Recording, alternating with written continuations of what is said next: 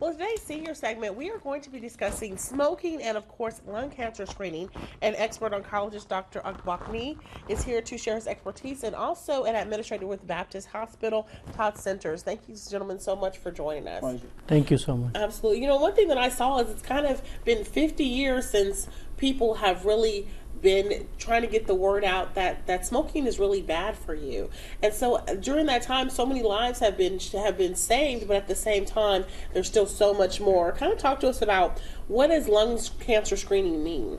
Yeah, lung cancer screening using low-dose computerized tomography is a new tool to diagnose lung cancer at an early stage before it becomes symptomatic, so that we can attempt to cure those cancers.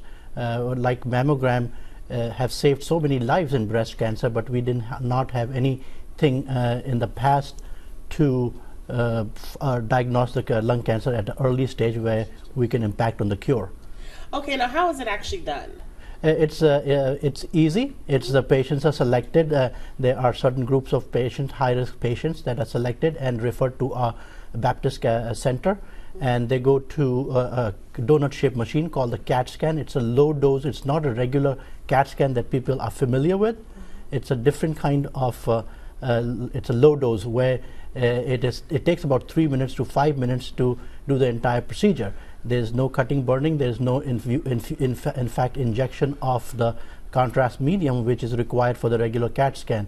And once the scan is available, the radiologist reads it, and then if there's an abnormality, then we go through a full program algorithm how to evaluate that abnormality that we have detected on the low-dose computerized tomography. Now, this lung cancer screening, should it be for everyone, or is it for people primarily who are smokers? No, it should not be for everybody. It is. It should be only. It should only be for people who are 55 to 75 years of age and who are cigarette smoker. They have a 30-year pack of cigarette smoking, or they have smoked 30 years of smoking, but they have quit smoking within 15 years. Okay. So the high-risk population we are talking about. It is at this time we do not know if it works for other population as well, people who have smoked less than that. Okay. Now, what are the risks and what are the benefits with having this procedure? Well, actually, and there are no risks in terms of having That's the CAT scan actually performed. The benefit is being able to diagnose the tumor much earlier than what we can see even with the traditional chest X-ray, which has been done for a number of years. Unfortunately, cigarettes lead to lung cancer, and it's been known that has been a leading cause for quite some time. Lung cancer is the #1 diagnosed cancer.